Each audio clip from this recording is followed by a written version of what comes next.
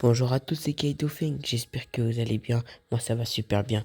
Aujourd'hui on se retrouve pour une toute nouvelle vidéo dans laquelle les amis, je vais tout simplement faire mon équipe pour le Sekai Taikai. Avant toute chose, pouce bleu, abonnement et c'est parti pour la vidéo. Déjà les gars, dans mon équipe je mettrai Tori les amis. Bon, c'est vrai que dans cette saison, on va pas se mentir, son niveau il est vraiment pas ouf. Mais si par exemple un jour elle retrouve le niveau qu'elle a dans la saison 2, c'est-à-dire son prime quand même, je pense qu'elle aura vraiment du potentiel dans l'équipe.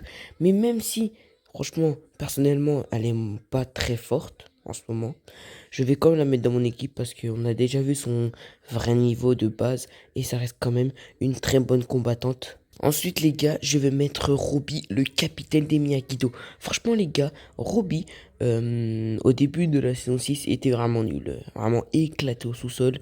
Il pensait qu'adorer sa relation.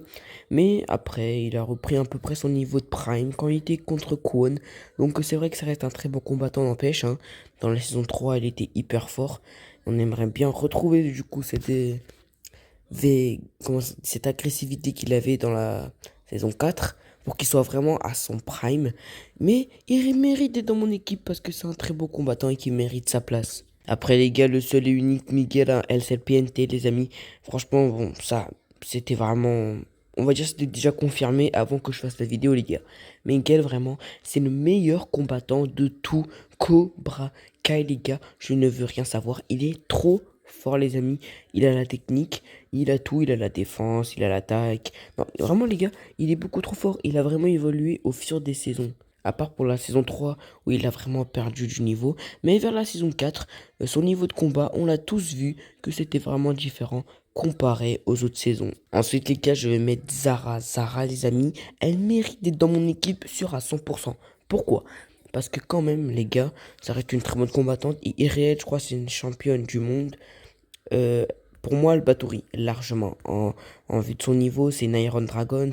Elle batterie largement son prime ou pas son prime. Vraiment, elle batterie.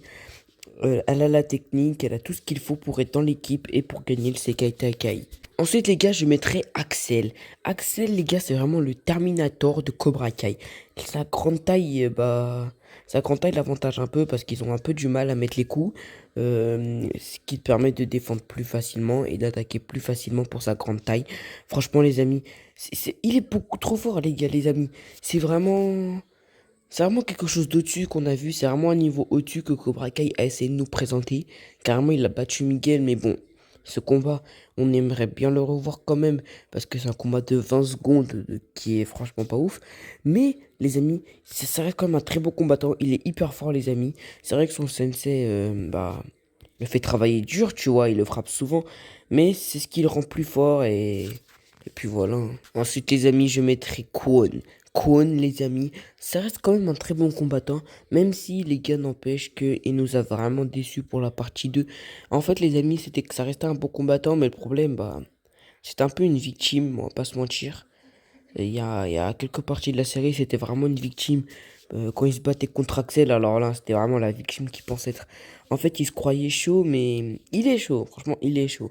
Mais sincèrement, contre Axel, il s'est vite calmé. Il s'est fait tuer. Enfin, il s'est tué tout seul, hein. Pour de ce qui est contre Miguel, c'est vrai qu'il a battu Miguel. Au début de la série, je pensais qu'il battait Miguel largement, vu de son niveau.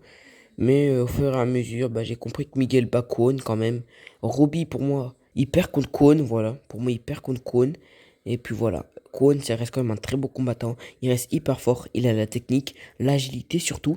Il maîtrise souvent ses pieds. Ce qui est un avantage et un désavantage. Parce que les amis, en gros, il utilise trop les pieds. Il sait pas se battre avec les mains. Ce qui fait que ça la tue tout simplement les pieds, hein. Il aurait utilisé les mains, je pense pas que ça aurait fait la même situation, vous voyez. En tout cas, les gars, c'est la fin de la vidéo. N'hésitez pas à liker et à vous abonner. Ça fait vraiment super plaisir. Et n'oublions pas que Cobra Kai ne meurt jamais.